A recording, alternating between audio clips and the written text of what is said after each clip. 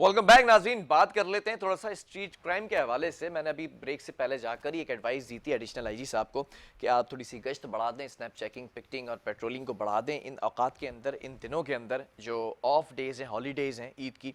लेकिन सवाल ये पैदा होता है कि क्या स्ट्रीट क्राइम के ऊपर काबू पाया गया या नहीं। जो इससे पहले एडिशनल आईजी थे कराची के पुलिस चीफ थे गुलाम नबी मेमन, उन्होंने भी बड़ी अच्छी स्ट्रेटजीज बनाई थी, पिकटिंग बढ़ा दी थी, स्नैप चेकिंग बढ़ा दी थी। लेकिन जो इस वक्त रिजल्ट हमारे सामने है वो रिजल्ट ये बताता है कि स्ट्रीट क्राइम के ऊपर काबू पाने में पुलिस नाकाम रही है। इसी पर बात कर लेते हैं। नुमाइंदा K21 न्यूज़ है, हमारे क्राइम रिपोर्टर हैं बिलाल शाह। बिलाल, इस वक्त स्ट्रीट क्राइम के हवाले से क्राइम की क्या सूरत हाल है और पुलिस की कारकर्दगी कैसी दिखाई दे रही है आपको? देखें बिलाल, पुलिस की कारकर्दगी और दीगर कानून नाफिज करने वाले इदारों की कारकर्दगी के हवाले से अगर बात की जाए तो ये कहना गलत ना होगा कि कारकर्दगी काफ़ी अच्छी है, क्योंकि शहर में स्ट्रीट क्राइम के अलावा जो दीगर जराइम थे उसमें नुमाया कमी आई है और कई जो जराइम थे वो उनका खात्मा भी हो चुका है। लेकिन स्ट्रीट क्राइम एक नासूर बन गया है कराची की आवाम के लिए, जो ख़त्म होने का नाम नहीं ले रहा है। साबिक एडिशनल आईजी कराची गुलाम नबी मेमन की जानिब से जो है बहुत सारी हिकमत अमली तैयार की गई थी।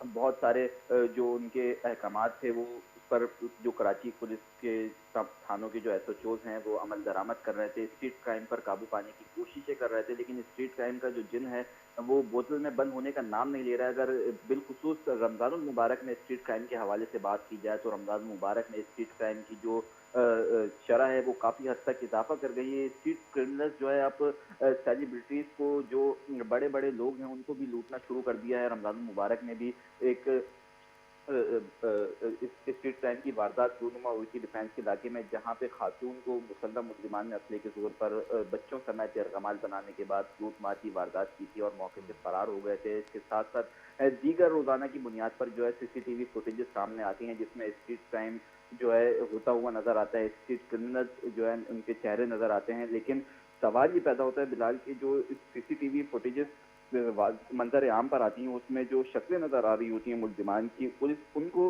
क्यों नहीं पकड़ पा रही है। हालांकि पुलिस से जब इस बारे में सवाल किया जाता है तो पुलिस का यही जवाब होता है कि सीसीटीवी फुटेजेस में नजर आने वाले मुल्जिमान की शिनाख्तें की जा रही हैं और जल्द उनको जो है गिरफ्तार भी किया जाएगा। लेकिन उनकी गिरफ्तारी तो अमल में नहीं आती, अलबत्ता वही मुल्जिमान जो है दीगर इलाकों में जाकर दीगर अफराद से जो है लूट मार करते हुए नजर आते हैं। जी ठीक है। लेकिन अगर मैं बात करूं CPLC के हवाले से, तो उसने भी जो चीज़ें रिपोर्ट की हैं, पिछले साल तो 4 माह के आगाज़ के अंदर कोई बैंक डकैती नहीं हुई थी, लेकिन इस साल एक बैंक डकैती भी रिपोर्ट हुई है। और अगर मोटरसाइकिल चोरी की वारदातें हों तो इस साल ज़्यादा क्यों रिपोर्ट हो रही हैं? वजह क्या है? जी बिल्कुल, देखें इस साल जो है बैंक डकैती की एक वारदात रिपोर्ट हुई है। इसके साथ साथ बैंक से एटीएम मशीन लूटने की भी जो है कोशिश की गई थी, जिसके मुल्जिमान को पुलिस ने गिरफ्तार कर लिया था। बैंक डकैती में भी मुलविस चंद मुल्जिमान को जो है पुलिस ने गिरफ्तार किया था। और मोटरसाइकिल लिफ्टिंग की अगर बात की जाए तो शहर में रोजाना सैकड़ों की बुनियाद पर जो है मोटरसाइकिलें चोरी होती हैं, वह छीनी जाती हैं। और बताया जाता है, क्योंकि जब पुलिस ने मोटरसाइकिल लिफ्टर के कुछ कारिंदों को गिरफ्तार किया था तो उनसे ये इंकशाफात हुए थे कि कराची से चोरी होने वाली और छीनी जाने वाली जो मोटरसाइकिलें हैं वो बलूचिस्तान जो है रवाना कर दी जाती हैं और वहाँ पे जो है 5 से 10 हज़ार के अवध जो है इन मोटरसाइकिलों को फरोख्त किया जाता है, जिसका एक बड़ा नेटवर्क कराची पुलिस ने कार्रवाई करते हुए पकड़ा भी था। ताहम पुलिस जो है अपनी जानिब से कार्रवाइयाँ कर रही है, लेकिन इन तमाम तर कार्रवाइयों के बावजूद जो शहर कराची का स्ट्रीट क्राइम है वो काबू पाने का नाम नहीं ले रहा है। इस पर पुलिस को ऐसी हिकमत अमली बनानी चाहिए कि जो शहर में होने वाला और बढ़ता हुआ स्ट्रीट क्राइम है वो काबू में आए और स्ट्रीट क्राइम में मुलविस जो मुल्जिमान हैं उनको गिरफ्तार किया जाए, उन पर जो है लगाम डाली जाए, ताकि शहरी जो जगह जगह चौराहों पर लुट जाते हैं वो सुख का सांस ले सकें। जी अच्छा बिलाल, आपको क्या लगता है कि जो साबका additional IG Karachi police chief थे गुलाम नबी मेमन, वो उनकी कारकर्दगी को यहाँ पर रखा जाए और स्पेशल ब्रांच से जो आए हैं इस वक्त इमरान याकूब, जिनको कराची पुलिस चीफ बना दिया गया है इस वक्त एडिशनल आईजी इमरान याकूब को, तो इनकी स्ट्रेटजीज के अंदर कुछ डिफरेंस देखा जाएगा अब?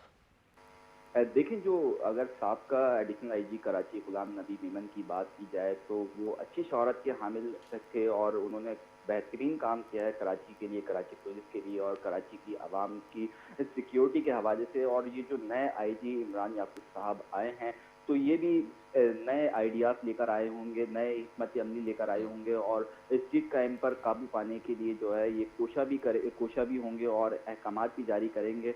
इसके साथ-साथ लेकिन शहरियों का ये बड़ा मसला है, हम जब बाहर जाते हैं, शहरियों से हमारी बात होती है, तो शहरी स्ट्रीट क्राइम का ही कहते हैं कि शहर में स्ट्रीट क्राइम काफ़ी हद तक तजावुज़ कर चुका है। शहरी अपने घरों में मौजूद नहीं है, घरों की दहलीज़ पर जो है शहरियों को असले के ज़ोर पर मुल्ज़िमान लूट कर फ़रार हो जाते हैं। तो उनका यही शिकवा रहता है कि पुलिस को चाहिए कि स्ट्रीट क्राइम की वारदातों पर काबू पाए और इसमें मुलविस जो मुल्ज़िमान हैं उन्हें गिरफ्तार करें। ठीक है। फिलहाल बहुत शुक्रिया इस हवाले से हमें अपडेट करने के लिए। नाज़रीन, कुछ चीज़ें हैं जो स्ट्रीट क्राइम के हवाले से मैं यहाँ पर डिस्कस करूँगा और फिर कुछ ऐसे अफसरान हैं जिनकी कारकर्दगी के ऊपर भी मैं समझता हूँ कि बात करना इंतहाई ज़रूरी है। साबिक Karachi police chief additional IG Ghulam Nabi Memon बड़ी अच्छी स्ट्रेटजीज़ लेकर आए थे, बड़ा अच्छा काम किया था, जो कि नज़र आया, कराची के अंदर अमन भी नज़र आया। लेकिन कहीं ना कहीं कुछ चीज़ें थीं जिन पहलुओं पर और काम करना इंतहाई ज़रूरी था। अब स्पेशल ब्रांच के जो एडिशनल आईजी थे उनको लाकर यहाँ पर बिठाया गया है।